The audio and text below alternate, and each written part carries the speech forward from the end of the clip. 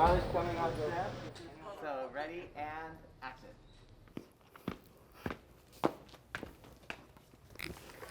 Miley, Howdy. how's it going? I'm doing great. Good. Been eating ice cream all day.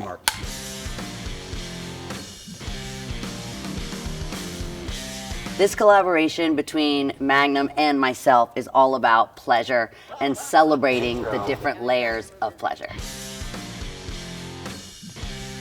Being true to pleasure for me is feeling fully fulfilled at the end of the day, knowing that you tried something that scared you, that you conquered it. Maybe even if you failed by trying, you succeeded because you didn't just live in that fear. You looked at it and you assessed it and you did your best. And so I always feel the kind of most fulfilled when I do something that, whether it's terrifying to me or it's something new, or again, sometimes I think failure is the most important ingredient to success because the next day you have the opportunity to try again. By being experimental just in my lifestyle, in my art, in my musical choices, or whether it's working on different films, I think I represent being layered as an individual, as being an artist, and I think by having that fearlessness when it comes to trying something new, so whether that's, you know, kind of honoring country music, which is obviously a big part of my childhood and growing up, but then, you know, doing pop music that I also adore, into celebrating rock and roll, which so many revolutionary female artists paved this path that I'm walking down now. And so I think, you know, being layered is really important to trying new things. I think it's important to not compromise when it comes to things that bring you pleasure because I think it's such an individual choice and experience, and I think no one really ever knows what feels right except for you. I think success is measured in so many different ways, and I think fulfillment and dignity and respect and honor for what you're doing, to me that equates success. When you release a record, it's no longer yours. And when you make these albums, usually you make it over, you know, a year of your life, and so much changes and so much evolves, and people come in and people leave, and there's pain, there's excitement, there's birth, there's death, there's so much that happens in this time of making a record. And then when it leaves you and it leaves your hands and it goes out into the world, it's no longer kind of your own personal diary. And so something that's making me feel really fulfilled and giving me a lot of pleasure right now is making music and being in the studio and that writing process, because it's just very intimate and personal, and it's also very therapeutic in a way. Hidden pleasures that people may be surprised to know about. I'm not very good at keeping secrets or surprises, but something that I do love is going back home and like being active with my brothers and my dad, and like going out and playing football or playing basketball. And I feel like people see me kind of like doing more glamorous things on stage or wearing bedazzled clothes and like being kind of over the top when it comes to glam. But I actually really like to kind of like go to the farm, and whether that's like go wash my horses, or it seems like something that's a chore, but because I'm out in the city so much, going to these places and like actually being able to get dirty and just like be on my farm the way that I was when I grew up makes me super happy. The message of pleasure has more than one layer means to me that there's been times in my life that I feel that I can be very contradictory to myself.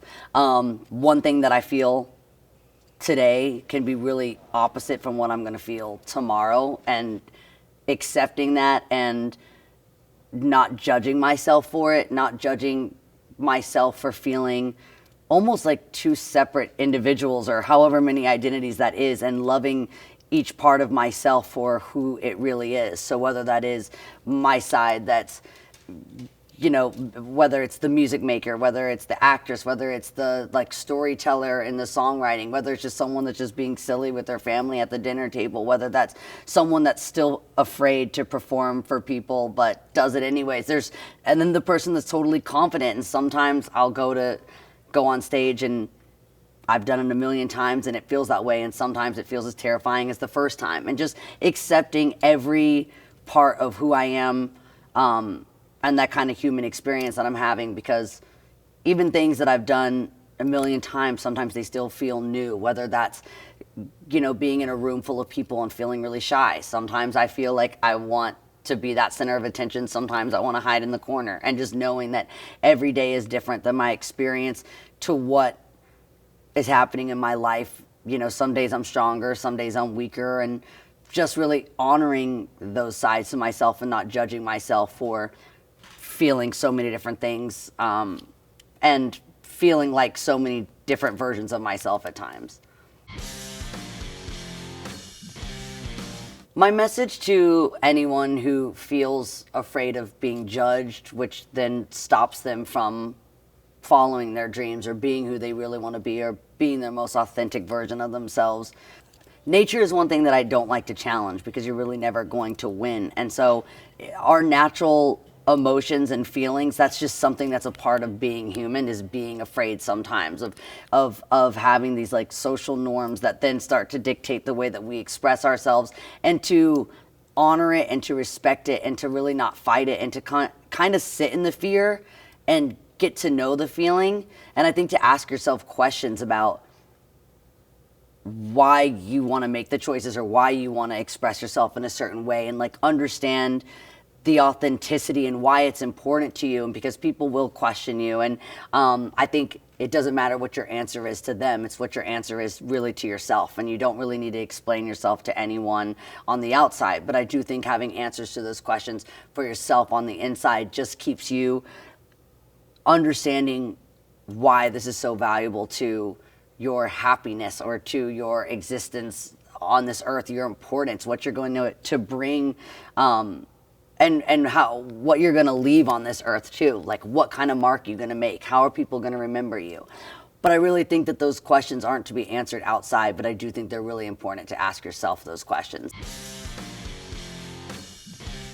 Working with Magnum was super attractive to me because I love any time that there is a brand that is encouraging authenticity, and that aligns with my own brand, which is supporting people to be who they really are, and then not trying to change me to fit a brand, but instead working together and really taking that word collaboration, and both of us bringing something to the table. And I think what I would hope that I could bring to Magnum is just a lot of, I think, light and personality. And I think something that was really important with this campaign is showcasing layers. And it's something that's so authentic to my own brand and to my own message. From the beginning of my career, it's been important for me to tell my fans to be themselves, and what that means can change daily. Who you are yesterday does not hold you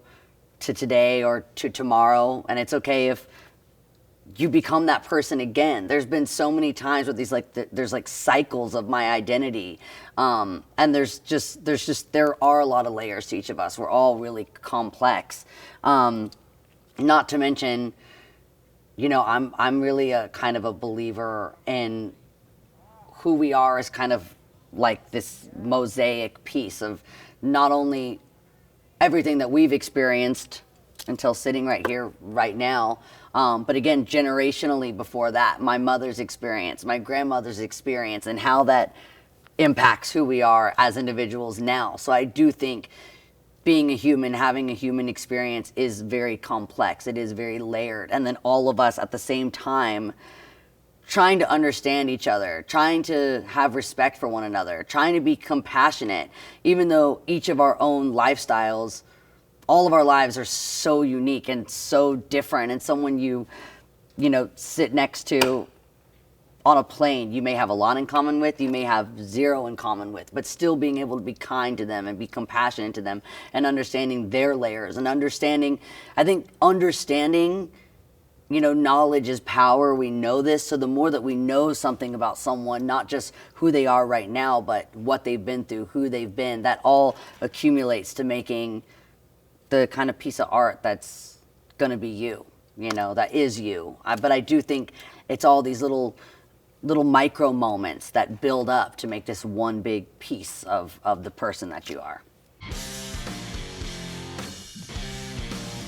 So the way that I embrace all the different sides of myself and my pleasures is that I am not afraid of failure, because I think by having these layers, a lot of the time it encourages you to be experimental, because you aren't just one thing. And so there's so much that I want to do in my life. There's so many sounds that inspire me. There's so many styles of art that I love, whether it's art, fashion, architecture, anything that is creative.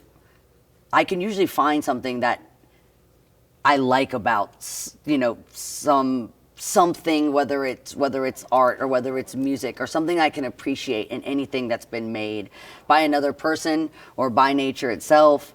And so I think just being able to fail and to say that I tried, and to experiment and go, that fits, this doesn't. But I think confronting every layer that you have and giving it a chance to like breathe life into that side of yourself, and going, okay, this feels authentic, this doesn't.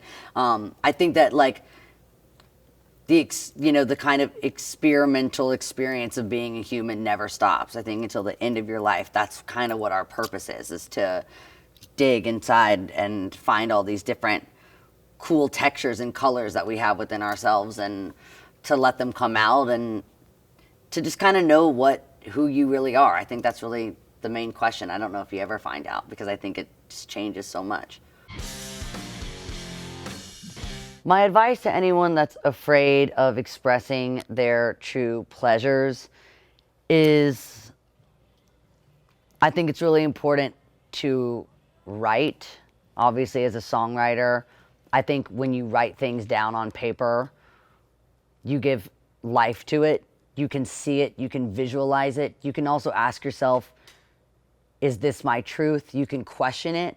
I love writing down a question and then writing my answer, and then I can scratch out my answer and go, no, that's not quite it. And then you have I like to be able to kind of articulate, because emotions are so overpowering sometimes, and it's really easy to get lost in our emotions and going, this is how I feel, and I'm going to feel this way forever. Fear, you could feel very doomed. But then when you write it out and you question it and you answer that question, I think you give yourself power again, because there's an understanding. And then you can always go back and look at that paper again anytime you have that self-doubt, or others' opinions start to cloud what you really want. You can go back to that paper. You have some sort of foundation. I think that writing it out gives you it kind of just gives you something to stand on. Gives you, I think visualization is really powerful. Pleasures that I can't live without, besides just making my music, is just self-expression. Whether that's what I choose to wear every day, who I choose to surround myself with, being able to express myself and externalize everything that internally is going on in me is really important. It's my entire purpose in existence, is to be able to be expressive. I think it's important to experience pleasure, because I think that being thrilled and being having something that really exhilarates you and that makes you feel, it just reminds us of how lucky we are to have these human experiences, to be on this planet together. And I love any time that I kind of feel human. And sometimes being afraid, being even heartbroken, those are things that make you feel human. Those are things that remind you that you're here, that you're alive, that you're having this experience. And then pleasure, excitement, friendships, love, romance, all those things remind you that you're human. And especially with what I do, sometimes I think people expect me to be superhuman, to not be afraid, to be able to perform in front of thousands of people without fear. And that's just not being a human being. I think that those butterflies, the butterflies that I feel when I'm going to meet someone new, when I'm going to go on a first date, are the same butterflies I feel before I'm going to perform in front of 50,000 people. And both of those butterflies remind me that I'm here, that I'm alive, that I'm human. And then when you have that, then you're also connecting with other people, because now everyone on this planet, you have at least one thing in common with them. You're having a human experience. You're all going to feel pain. You're all going to feel joy. You're all going to have a heartbreak. Someone's going to come in and put your heart back together again, or you're going to find the strength in yourself to put yourself back together. It just reminds us that we're all really one, that we're all really the same, that there's no divide in between any of us. There's no difference between any of us. And I think that makes you more compassionate, which then makes you more understanding, and then you have a better life experience. The past year has introduced me to some new pleasures, because I think I've really started to take pleasure in the smaller things, the little things that I kind of would have taken for granted before a year that none of us could have expected, having lockdowns, having social distancing or isolation. I forgot what an honor it is to sit with my family and have dinner with them. And when my dad, wants to say grace for us all holding hands and not thinking twice about it. That's something that before I would have rolled my eyes and been like, do we have to do this? Can't we just sit down and eat? And now it's like, I didn't get to have this for a year and I missed it so much. Or like going to dinner, with friends and being able to cheers one another without fear.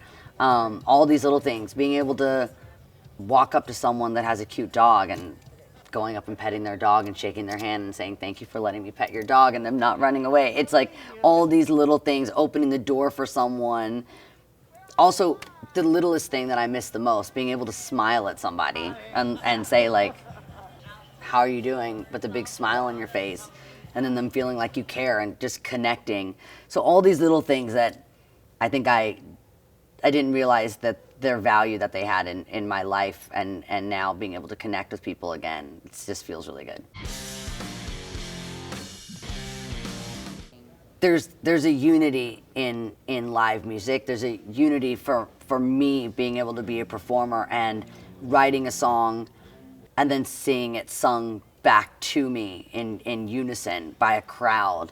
And I do think that what is layered about that is that a song resonates with an individual for different reasons. So a song could be, a song that millions of people really like, but those millions of people like it or relate to it for all different reasons. A song like Wrecking Ball, who that wrecking ball could be is something so different from the person sitting next to you at the show.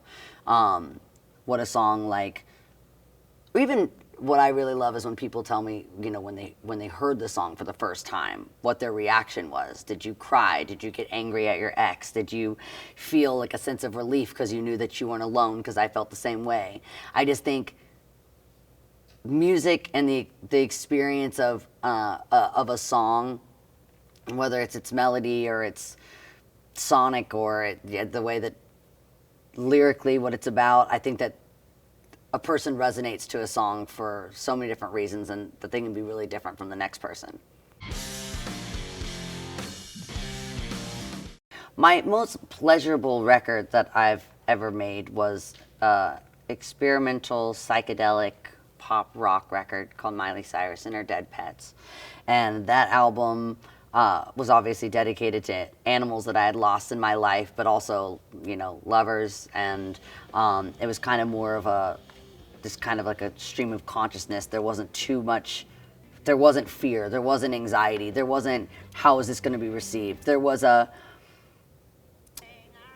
brazenness, if you will, to making it. And I'm proud of myself for making that choice, because it was on the heels of Bangers, which was obviously, it's probably one of my bigger, if not my biggest record that I've made. And it was pretty mainstream and, widely accepted and loved. And then to go and make something that really challenged all that, I was really proud of myself for making that decision as an artist, because it was what I really wanted to do. And that there had been, 10 years of my life prior to that there was all things that I wanted to do. I'm really lucky that I've been able to make art that I love pretty much for my entire career. But this was one that was just so personal. And it also exposed so many feelings that had kind of just been inside, and so there's a sense of pride that I have because of I did something that I really wanted to do without thinking about how it affected anyone else. And I think that's good to make those choices as long as they don't harm anyone, around you. I think it's important for you to do things that you don't look at the outside. You just say, does this feel right? And when it does, you act on it. My partnership with Magnum has really inspired me because I love knowing that when Magnum thinks of layers, they think of me. That makes me proud of who I am. That makes me proud of what I represent. I do think that it's very complex. My life is complex. Everyone's life is complex. And I like relating to my audience. I like going, I'm with you. We're in this together. That's why I make music. And so I love that when Magnum thought about a campaign revolving around layers, I'm really honored that I was the one that came to mind, because that makes me proud of what I represent.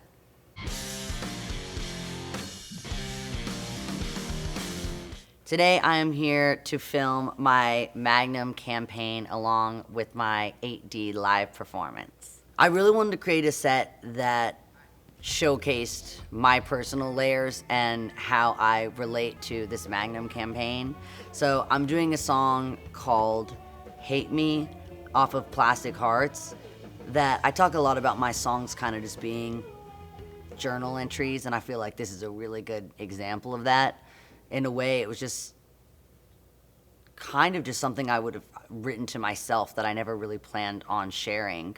But again, when you are experiencing things as a writer, I think usually they become songs because I do feel less alone when I find relatability in my audience, and find out that a lot of the times you're going through the same thing as millions of other people. So I think it's important to share. So this song, Hate Me, is kind of almost just like a stream of consciousness journal entry.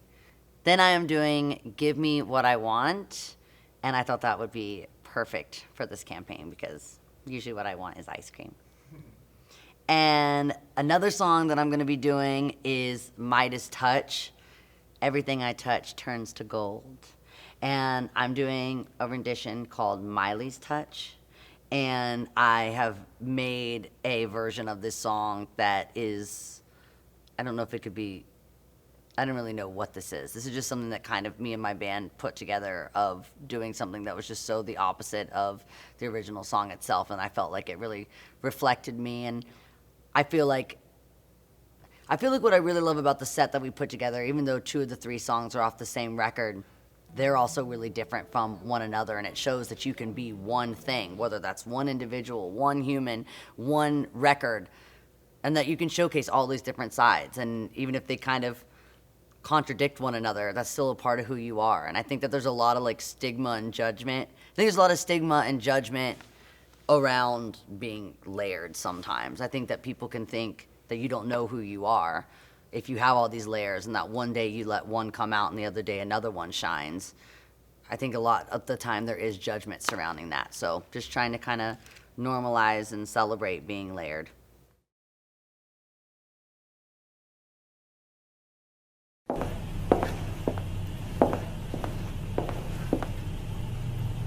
Listen to my songs like never before. Magnum and I present Miley in Layers, my first 8D sound performance, coming June 10th.